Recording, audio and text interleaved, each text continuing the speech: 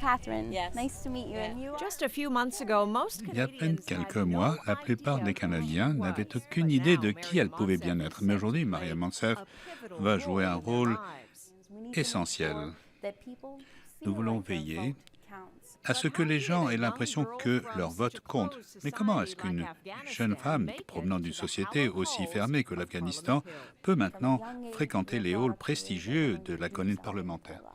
Depuis que nous sommes les plus enfants, on nous a dit qu'on ferait quelque chose de notre vie. Et donc maintenant, la voici, ministre du cabinet gouvernemental, chargée de remodeler notre système électoral. De bien des façons, c'est l'histoire du Canada et c'est l'histoire personnelle de Mariam Monsef. To nurture those different Il aspects. s'agit justement de mettre en relief et mettre en valeur ces différents aspects de ma personne. Vous savez, du jour au lendemain, vous vous réveillez et vous êtes quadraplégique. Ah, moi je suis en politique de façon pratiquement imprévue. Bonjour tout le monde. I love that. And Ah, c'est formidable. Oui, j'aime ça. She's Canada's Minister of Elle est ministre des institutions démocratiques du Canada. Mais nombre de personnes considèrent Mariam Monsef comme la ministre de l'Inclusion, et à juste titre, parce qu'elle est chargée de rendre le gouvernement plus accueillant, plus ouvert, réformer les modalités d'élection des députés et les modalités de nomination des sénateurs. Et donc, elle est devenue à 30 ans la plus jeune ministre du cabinet de Trudeau. Elle est musulmane et la voie vers Ottawa a commencé ici, dans ce bâtiment humble de Peterborough, en Ontario. Il s'agit de l'école professionnelle de Peterborough. Et voici la ministre. Bonjour, Madame la ministre.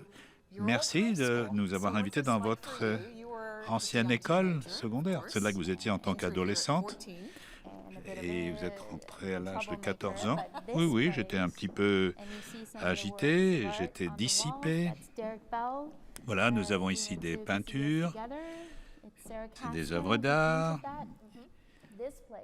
Et cet endroit m'a enseigné que même si toutes ces choses très bizarres qui me caractérisaient, l'effort de m'intégrer que je faisais, comme le font beaucoup d'adolescentes, d'adolescents, eh bien tout cela m'a permis de mettre en relief mes particularités. Donc, lorsque vous êtes arrivé au Canada comme nouvelle immigrante, c'était 3 ans avant d'entrer dans cette école, vous vous sentiez quand même écarté, peut-être pas à votre place. Oui, oui, de toute façon, en tant qu'adolescente, j'étais mal à l'aise dans ma peau. Vous ne parlez pas l'anglais?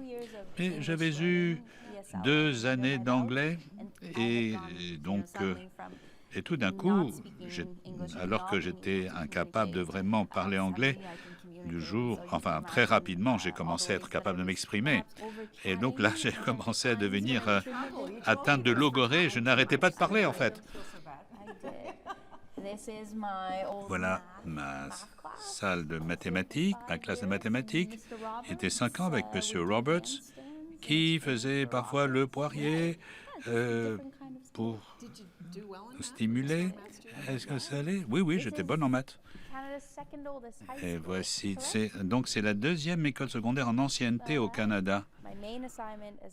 Et donc, moi j'étais en 9e année, programme de lettres, et mon premier devoir, ça a été de me mettre devant, sur l'estrade, et j'ai fait un monologue pour le cabaret à l'école, et ça a été l'un des moments les plus angoissants que j'ai connus. Et donc j'étais là, debout, sur l'estrade, et je me préparais à faire ce monologue extrêmement sérieux que je préparais. Et puis Hank, un camarade de classe, m'appelle du fond de la classe, il me dit « Hé, ta braguette est ouverte !»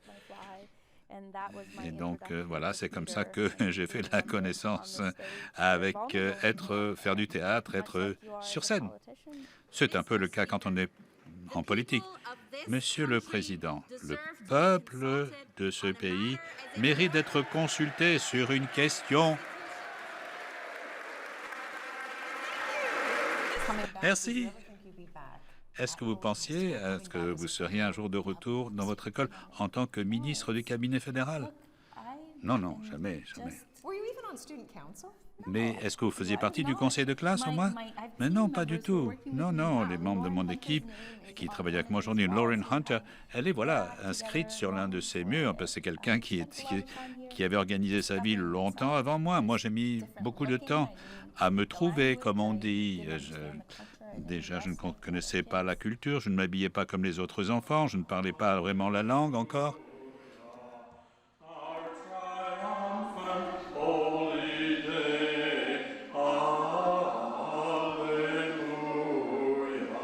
Sister Jones, so you remember a very young Sœur Johnson, vous vous souvenez de la petite Marianne Ancel qui venait avec sa mère et ses deux sœurs? Parlez-nous un petit peu de ce moment où vous les avez rencontrées toutes les quatre. Je travaillais avec la sœur Ruth au conseil de Casa Maria. Et Myriam est arrivée. Alors moi j'étais dans ma première étape et donc la première chose que je remarquais, c'est comme elles étaient mignonnes comme ces petites filles. Donc en 1996 vous êtes arrivés avec votre famille et ici nous sommes à Casa Maria qui est gérée par les sœurs de Saint-Joseph. Formidable de vous voir.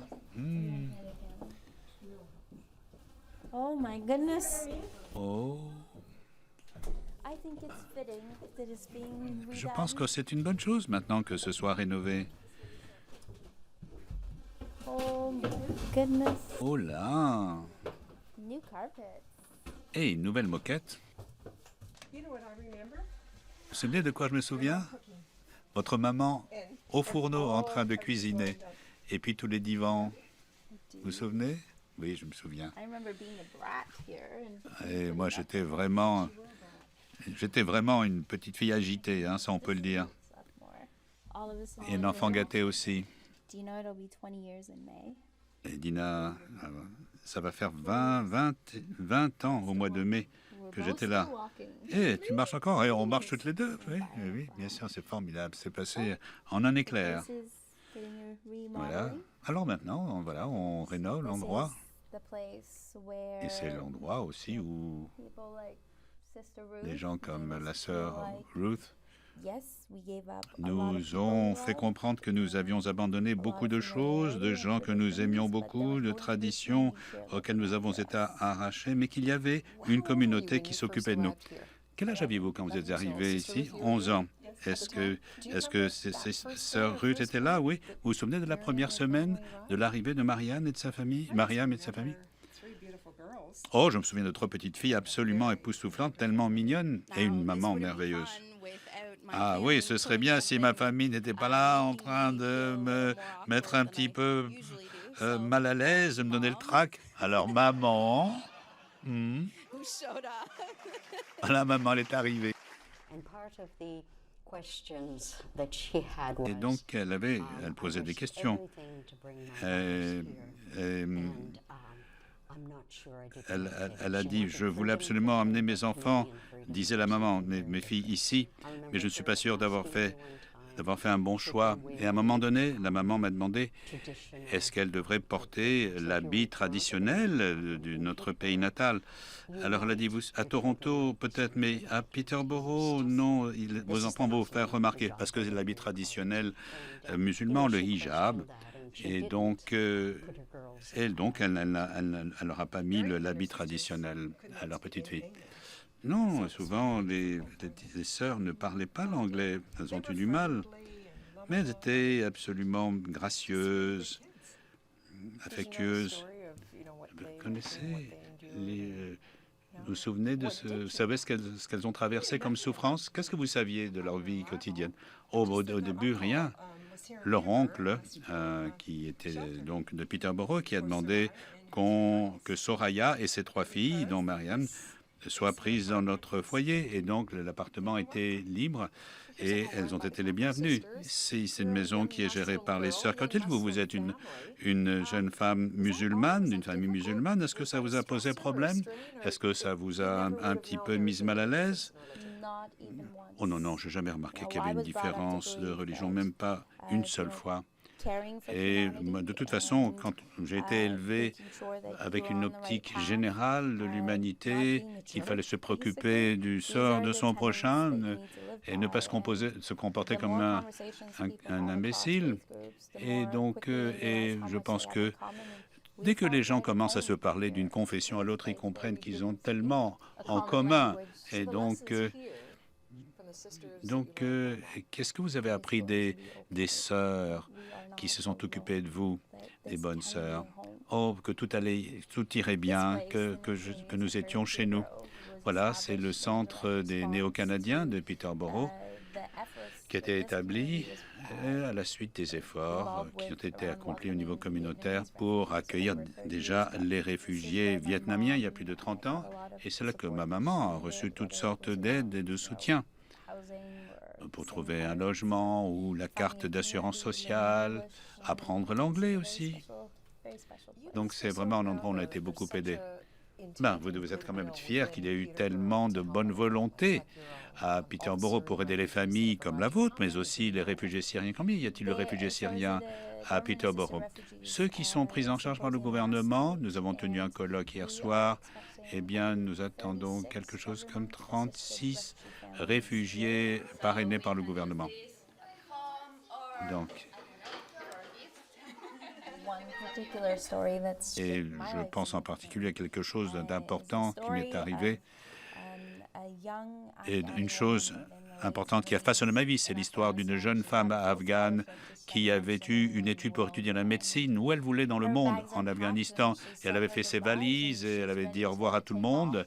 Et elle allait partir pour étudier et être la première femme à être médecin dans la famille avec cette bourse. Et on a reçu la nouvelle que l'un des membres de la famille avait été frappé par la guerre en Afghanistan et que la guerre était commencée et donc et que son rêve de devenir médecin, eh bien, elle allait devoir le ranger dans une armoire. Donc, quelque temps plus tard, elle s'est mariée avec le prince charmant et ils se sont aimés profondément et de plus en plus. Et ils ont eu 3 petites filles et ils voulaient avoir 12 enfants parce qu'ils en avaient les moyens. Ils étaient en bonne santé, les enfants aussi, et donc les enfants allaient pouvoir rendre à la société. Et 3-4 ans plus tard, eh bien, le mari a été pris dans une fusillade à la frontière et il a été tué. Elle avait 23 ans, elle avait 3 petites filles dont elle devait s'occuper. Pas de moyens de subvenir à ses propres besoins. Elle a commencé à essayer d'enseigner, mais les talibans le lui ont interdit. Elle était veuve, elle n'avait aucun statut dans ce pays. Et par miracle, elle a réussi à arriver au Canada. Elle a traversé la moitié de la planète pour y arriver à Peterborough, en Ontario, un endroit imprévisible pour les réfugiés. Donc, c'est une ville de l'Ontario et c'est presque la campagne, mais c'est là que toute la collectivité s'est occupée d'elle et leur ont donné un sentiment d'appartenance. Elle a recommencé sa vie, cette jeune femme, avec ses 3 petites filles. Et donc, c'est un endroit qui a une signification immense pour moi, parce que c'est là que cette jeune femme est arrivée. C'est votre mère? Mais oui, c'est ma maman. Elle a tout abandonné, tout ce qu'elle savait. Elle a fait un saut dans le vide, mais ça a valu la peine. Le résultat est là. Et par chance, nous sommes ici et nous avons la possibilité, je l'espère, de rendre ce qu'on nous a donné aux gens qui nous ont tellement donné. Merci aux gens de Peterborough, Kawata.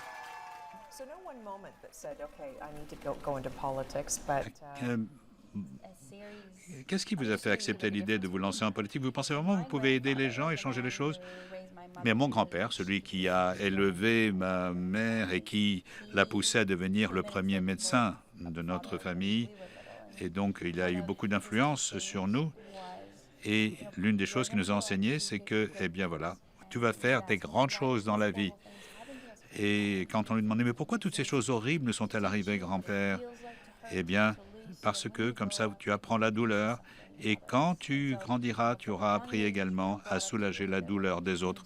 Donc, depuis que nous sommes petites, nous sommes orientés vers ça, aider et rendre ce qu'on nous a donné.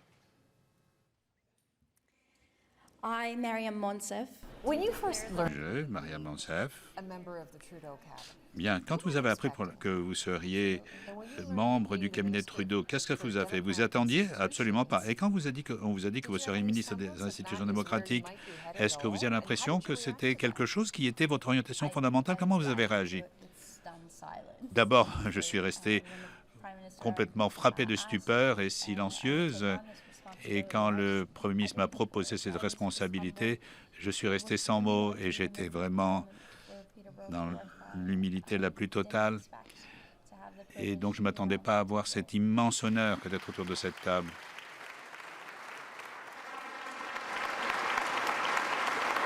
being a cabinet minister is a big Alors, deal. être membre du cabinet, c'est quand même une grosse affaire. Mais pour vous, quelle est l'importance de cette circonscription et les gens qui vous ont élu? Eh bien, tout comme mes autres collègues ministres, ma première responsabilité la plus importante, c'est d'être un représentant, une représentante efficace des gens de Peterborough. Et ce n'est pas une chose que je prends à la légère. C'est la chose c'est l'endroit où j'ai été façonné et où j'ai appris ce que c'est que le leadership, que l'inclusion aussi. Et c'est l'endroit qui me donne toute ma confiance et qui ne cesse de m'inspirer et qui m'a donné envie d'entrer dans la vie publique. Oui, bien sûr, et le gouvernement Trudeau propose de faire les choses différemment. Et auparavant, le député était quelqu'un de différent, Dean Del Mastro, qui a été convaincu de fraude électorale et qui a dû se retirer. Alors, vous avez suivi ces événements. Comment est-ce que ça a affecté votre communauté et vous?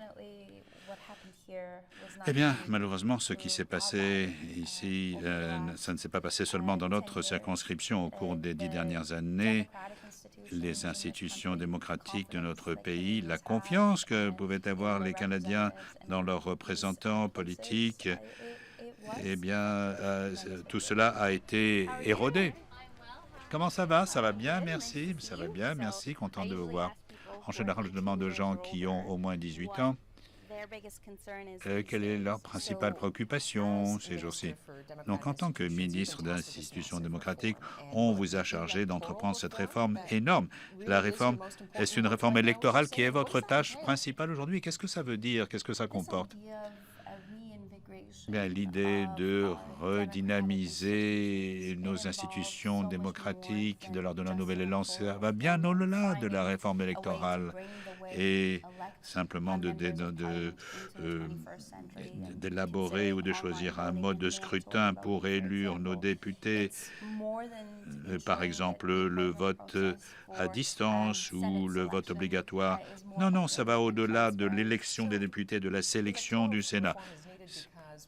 Donc, il faut une réforme électorale parce qu'aujourd'hui, nous avons un scrutin uninominal à un tour. Donc, et donc, ce que votre gouvernement essaye de faire, plutôt que d'avoir celui qui gagne, qui rafle toute la mise, c'est d'avoir une représentation plus proportionnelle. Si vous avez 39% des voix, vous avez 39% des sièges. Qu'est-ce que ça veut dire? Comment est-ce que ça se traduit dans la réalité? Nous avons pris des engagements pendant la campagne électorale. Et donc, c'était le résultat d'échanges que le Premier ministre avait eus et que nous avions eus, nous aussi, avec les Canadiens. Pendant longtemps, il a consulté tous les Canadiens. Il a consulté aussi des experts, des universitaires. Et en faisant du porte-à-porte aussi, les Canadiens nous ont dit clairement que l'une des choses qui devait changer, c'était la façon dont nous élisons les parlementaires. Il faut que les gens aient vraiment l'impression que chaque vote compte. Et donc qu'on le fasse dans la transparence et que cela puisse inspirer confiance envers les institutions gouvernementales. Alors, à quoi est-ce que ça va ressembler ce système? Eh bien, écoutez, il y a une chose que j'aime dans ce gouvernement. D'abord, c'est que nous faisons les choses différemment. Et deuxièmement, nous ne nous présentons pas avec toutes les réponses. Et nous avons pris l'engagement pendant la campagne, et ça, c'est ma tâche aujourd'hui, c'est de faire une consultation, un dialogue en ayant l'esprit ouvert. Donc, vous ne voulez pas dire ce que c'est parce que les consultations n'ont pas eu lieu. C'est bien ça. Oui, mais il y a des gens qui vont dire, bon, voilà, les libéraux sont tout simplement en train d'essayer de grossir encore leur rang, d'avoir plus de députés aux prochaines élections, parce que vous êtes quand même le deuxième choix, aussi bien pour le NPD que pour les conservateurs. Vous êtes le deuxième choix. Donc, le vote proportionnel pourrait vous profiter, disent ces gens-là. Oui, ça, ce sont les experts, des gens qui aiment beaucoup se livrer à toutes sortes de conjectures. Nous, au gouvernement, de toute façon, les libéraux ont été au pouvoir longtemps, au moins toute la moitié du temps dans notre histoire, et nous avons montré durant les dernières élections, avec ce mode de scrutin, qu'en travaillant dur et en se présentant honnêtement, on peut avoir une majorité. C'est ce que nous avons fait. Mais donc le but n'est pas de grossir nos rangs. Il ne s'agit pas de faire profiter le Parti libéral. Il s'agit de préparer le terrain pour la prochaine génération qui devra bénéficier de nos réformes. Et la réforme du Sénat, eh bien, c'est une chose dont je m'enorgueillis. Ah, vous avez déjà avancé? Oui, le 29e jour de ma nomination, j'ai été avec mon collègue Dominique Leblanc. Oui, c'est la meilleure façon de montrer que nous sommes sur la voie du changement. Oui, et de montrer que nous tenons parole et que nous tenons la promesse que nous avons faite aux Canadiens. Et nous avons annoncé un processus transparent de désignation des sénateurs et le Premier ministre a annoncé son intention de nommer 7 Canadiens absolument exceptionnels, remarquables à la Chambre haute. Et donc, vous voyez que le dialogue change, l'atmosphère change. Je veux commencer par remercier les électeurs de Peterborough-Cowata pour la confiance qu'ils m'ont faite. Donc, dès votre premier discours à la Chambre des communes, votre maman était dans la galerie parlementaire et la sœur Joan était invitée. Alors, quelle impression vous aviez à ce moment-là? Oh, écoutez, j'avais travaillé pour que ce moment arrive sous l'accablement de la chaleur de l'été pendant la campagne électorale. J'attrapais des coups de soleil, mais j'avais ça à l'esprit. Je me suis dit, un jour, je me lèverai et ma mère sera là et les membres de ma communauté seront là. Et ce sera le début d'un voyage qui, je l'espère, apportera de bonnes choses aux personnes, aux Canadiens. Qu'est-ce que vous aviez à l'esprit? Qu'est-ce qui s'emparait de vous à ce moment-là? Ah, j'avais le trac. Et puis, encore une fois, ça m'a incité à la modestie parce que je suis la première femme de ma lignée à être à ce genre de situation, ce genre de place. Et un grand nombre de bonnes choses se sont produites, non seulement pour les Canadiens, mais dans le monde entier, de bonnes choses se sont produites. Est-ce que vous racontez aux réfugiés votre histoire personnelle, d'où vous venez et que votre maman est arrivée comme réfugiée depuis très longtemps et que maintenant vous êtes ministre du cabinet? Est-ce que vous dites aux gens que vous avez commencé dans une situation très analogue à la leur, finalement? Lorsque les gens me posent la question, je leur réponds, mais je pense qu'il faut respecter le fait que quand les réfugiés arrivent quelque part, eh bien, qu'est-ce qu'ils ont comme priorité? Trouver un endroit où se poser, trouver un travail. Oui, vous avez beaucoup travaillé pour faire venir des réfugiés syriens. Et évidemment, il y a eu des retards et ça a entraîné des frustrations. Ça a dû être difficile pour vous d'essayer de faire avancer les choses, mais qu'il y avait des obstacles. Oui, j'ai été à une réunion de plus de 300 bénévoles communautaires et qui étaient venus pour que l'on coordonne leurs efforts d'accueil des réfugiés parrainés par le gouvernement dans notre circonscription. Et donc, il y a beaucoup d'enthousiasme, d'espoir, la philanthropie et le mot d'ordre. Et donc, c'est un élan communautaire, comme dans tout le pays d'ailleurs. Mais et donc nous avons des ambitions, nous avons une grande vision des choses et ce ne sera pas toujours facile parce que vous savez, ce sont des choses encore une fois très ambitieuses. Et moi, je vois ces citoyens qui retroussent leurs manches et qui prennent les choses en main et qui font les choses de façon concrète. Et je vois que le gouvernement, lui aussi, est à l'écoute et qu'il va agir. Et monsieur le ministre McCallum de l'immigration, c'est un homme que je respecte. Il a bien organisé les groupes de parrainage. Il a tout fait pour faire venir les gens en sachant associer collaboration, ouverture. Et donc, je suis optimiste. Comment est-ce que vous rendez l'espoir aux gens qui viennent et qui assistent à des manifestations de haine? On l'a vu ici, ce qui est arrivé même à la mosquée de Peterborough, avec cet incendie criminel, avec des gens qui disent aux immigrants de rentrer chez eux. Et vous avez même été prise pour cible vous-même par ces commentaires. Donc j'imagine que ça doit vous faire mal aux tripes. Écoutez, ça fait 20 ans que j'habite ici et je fais campagne depuis près de 2 ans dans ce cadre politique. Je peux vous dire que 99% de mon expérience, 99% des échanges et dialogues que j'ai eus, eh bien, ça a été des conversations pendant lesquelles les gens m'ont donné à moi de l'espoir, m'ont aidé à agir de façon féconde. Donc, non, si je devais faire le compte, eh bien, je pourrais mettre 1% de commentaires négatifs dans une toute petite boîte et avoir une grande malle pour les 99% de commentaires positifs. Oui, mais enfin quand même, c'est une agression. Vous êtes musulmane. Est-ce que vous avez pris ces attaques aussi haineuses à titre personnel? Écoutez, cette histoire... En fait, ce qui reste en moi et l'enseignement qu'il faut en tirer, c'est la façon dont la communauté a réagi. Parce que, au lieu de me demander comment est-ce que ce genre de haine peut exister, et j'ai vu combien d'argent avait été levé en moins d'une journée et demie. Des gens qui provenaient de tout le pays, qui nous ont aidés et qui nous ont aidés. La synagogue nous a aidés, les autochtones nous ont aidés. Et le Premier ministre aussi est venu. Bien sûr, le Premier ministre a compris que c'est cela que ça signifie d'être Canadien. C'est ça que nous sommes nous-mêmes Canadiens.